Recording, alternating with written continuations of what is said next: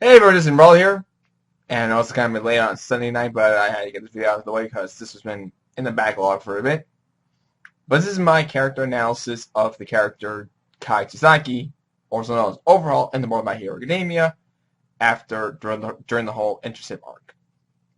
And what makes the reason I feel compelled to do this video is because just from this introduction all the way to the end of the arc, which I'll get to in a bit, was if I compared to the previous villain, Hero Killer Stain, well, at least during the whole, I'm not so sure what arc would you call that part of My Hero Academia, but during the school festival and also during the internship, not during the internship, the in-field training, then into the Tramp Kane villains, but I want to compare the difference between Hero Stain, the Hero Killer Stain, and Kai Chisaki Overhaul in comparison.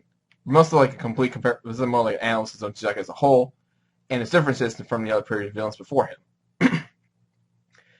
This is not really much of a theory or a discussion. This is most likely basically a conversation I want to have with you guys if you want to know what do you think of Chisaki as basically as the villain and the character, and how big of an impact he made during the world of My Hero Academia by this point. So without further ado, let's get over to it. Let's begin with basically his upbringing. And it turns out we finally get a true origin story for the character Chisaki. And what basically was that he was brought to the world of the Yakuza by this man who was like, I don't think he ever got a proper name, but he was brought into the world by becoming members of the 8 Princess of Death, or at least officially a member. He was also given the task of watching over Eri, who was a quirk ability, which revealed later in the manga, her ability to revive someone's time. Basically, someone would say if a person gave a boost of power somewhere, Ares able to reverse it in time where a person did not get that power up, or at least never got the power in the first place, depending on whoever she comes in contact with.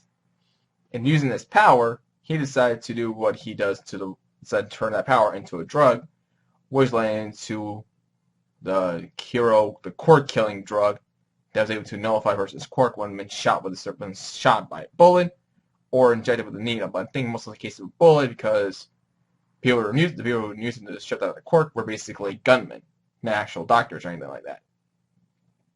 And leading up to that is because let me start again from that part. And what led him to the decision to create this quirk killing drug is the way how he was brought up personally to his personal views of the world of heroes. His main motive in the world was to bring back the Yakuza into his glorious days back. Of course, doing it not in a way of like grand return or anything. Just wanted to bring back the Yakuza and bring the underworld that was regulated to be silent in the dark, thanks to the boost of heroes that spluttered out of the part when the first child with the quirk was released to the world. And specifically, he hated towards All Might, which means a completely different, mostly female villains. He blames All Might for bringing the fact that the Yakuza was brought down to more slowly, like dealing with more superpowered villains and more superpowered heroes, not only taking over their spot, but doing the majority of the work, leaving the Yakuza and small criminal organizations let most of them dust in a way. I would say let them more like just completely in the background. And that led to him as a treat hatred, not only for the hatred for heroes, also his hatred towards quirks. That's why having a quirk himself, though, in your hand, he felt that a superhero's quirks in your hand was basically what he called a superhero. We call it hero syndrome. In his eyes, he views the world as sick. He wants to cure this world of his quirks. I can find the comparison to that from the villain that Samuel L. Jackson played in Kingsman Secret Service. We saw the current state of humanity as the virus, and his little chip is the cure to get rid of that virus. He himself has no problem. That's how he views the world. And that's how Chisaki views this world of My Hero Academia. Constant heroes, its quirks, the hero syndrome he calls it. He wants to get rid of that. So he created this drug that has the ability to get rid of a person's quirk. Only for a short time, all answers is a permanent. It was never really fully stated whether it was a permanent hit or at least a temporary hit. But at least it was enough to at least had how long it lasted. It was enough to impact the fact that this guy's a dangerous threat to the current status quo with every person with majority percent of the people, have a quirk. Which led us into his over-protectionist of Eri to make sure that when the heroes came in, when all the heroes came in order to save this girl, Eri, Chisaki will do whatever means necessary in order to protect her, which led into a huge scuffle between him and the 8% of death versus the villains. The Tavernal League of Assassins the League of Villains got involved. This whole thing just went scour. I think this whole scenario just went down, and eventually Chisaki was defeated by thanks to Deku, who released 200% full All Might, 100% One for All, and managed to defeat him. That's basically put over the overall the arc. Now, the difference between the Hero Killer Stain and Chisaki as a villain, as both of them are villains, is the way how they're towards heroes. The Hero Killer Stain got that nickname because he was a fanboy of heroes. He liked heroes. But he only saw All Might as the true hero, while every other hero that came after him were only meant for the fame and glory, while All Might stood for what the hero was. For truth and justice and protection, and the Hero Killer Stain saw All Might as the true hero, while everybody else was fakes. So he got the ability with his quirk of blood cleansing, able to control a person's body by the lick of the blood. He goes to killing every single fake hero he calls fake heroes that came before him to stop him from his killings, because he doesn't deem them as true heroes because they're only in for the money and the fame that comes with being a hero, while All Might stood for the true meaning of being a hero, the justice, the protection of the innocent, and everything that goes along with it. Basically, like saying a Superman fanboy killing all the other heroes because Superman was a true hero, even though current comic books kind of take him in a different light. Actually, every hero in our world, in the Marvel DC universe, are all been painted in a different light compared to the public. That's what makes Hero Killer Stain that much so different as a villain. He only killed heroes because they deemed they were fake heroes, not like All Might. The only person who could kill him was All Might. And now moving on to Chisaki, after the Super Camp arc, Chisaki, who came in during the Intercept arc, was made more different than heroes, than most villains. My time words here. He was painted more different in the way of a villain than most villains were. He hates the current world. He hates the status quo with this whole thing because of every superhero, everyone having a quirk, which he calls the hero syndrome, and thanks to his overbooming of heroes, that's caused the Yakuza to die out and basically become non-existent, while the whole public is dealing with superhero villains versus superpowered heroes. And using this droid that he made with Ernie, he wants to get rid of these quirks in order to bring the world back to a point where it's like no quirks at all existed, and he's basically cured this world of the hero syndrome. Of course, the way the methods of doing it makes him a villain is because they're really on the seedy underbelly of the criminal underworld.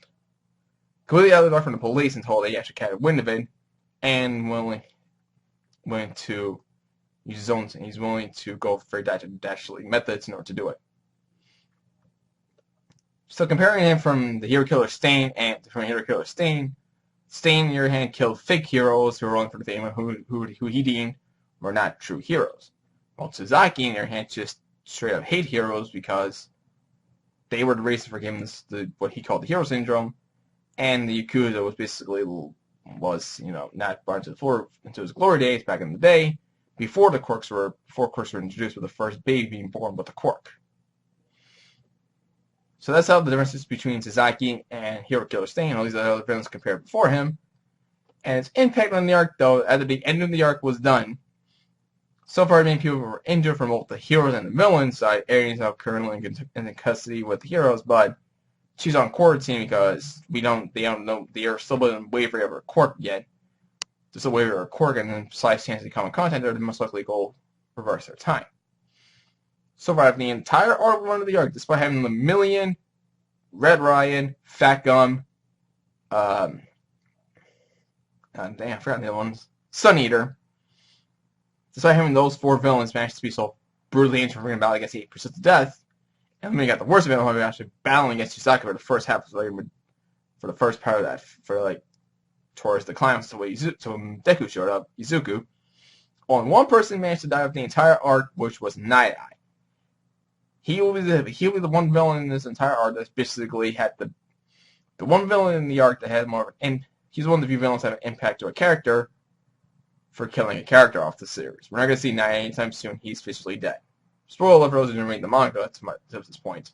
I should have brought this as a very spoiler heavy. This should have been spoiler heavy, but I'll let you know in the title card. So eventually, Knight is officially dead, and that's going to leave an impact to both Lemillion, All Might, and Izuku.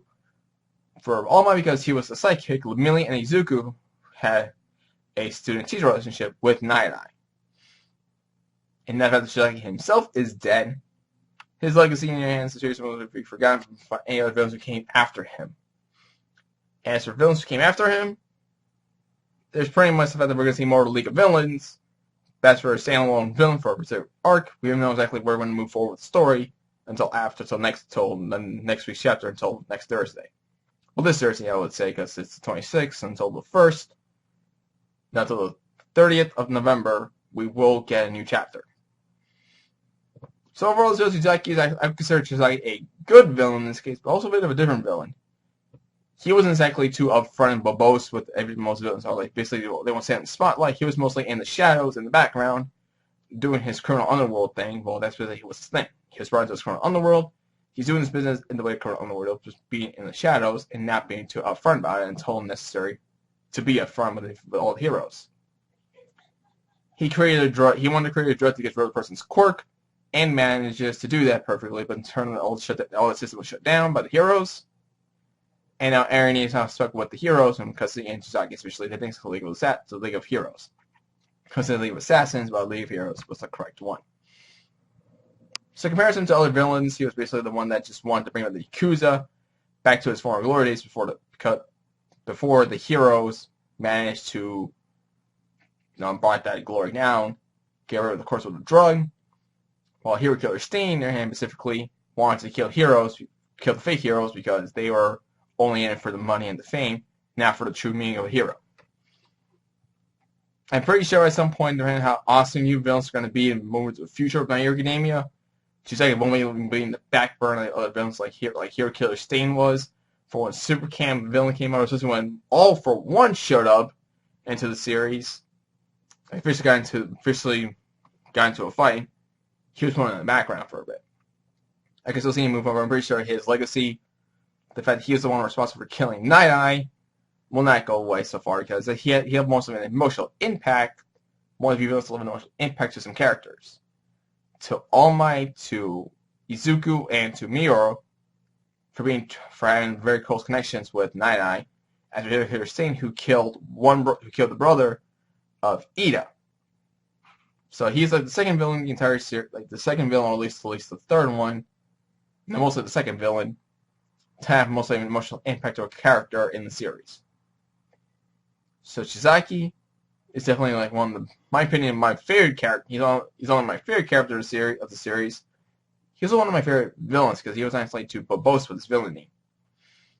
But then I consider him was an anti-villain because most anti-villains don't actually, because most villains are upfront about their motives while he is basically in the background. So he's the complete opposite of a villain, but still was considered a villain to the eyes of the protagonists, our heroes. And now I'm talking for way too much. I was going for 13 minutes. I'm going to cut it right here. So what do you guys think of Chisaki? Overall, when I first read the chapter for his introduction, I liked Chisaki as a character. Overhaul, he became my all-time favorite character, one of my favorite characters of the series, and he was going to rank very high in the top 10 character list for My Hero Academia, at least in my opinion. So what do you guys think of Chisaki? Let me know in the comments down below, and don't forget to leave a like, subscribe, comment, share with a friend, and I'll see you again next time for the next video. Laters!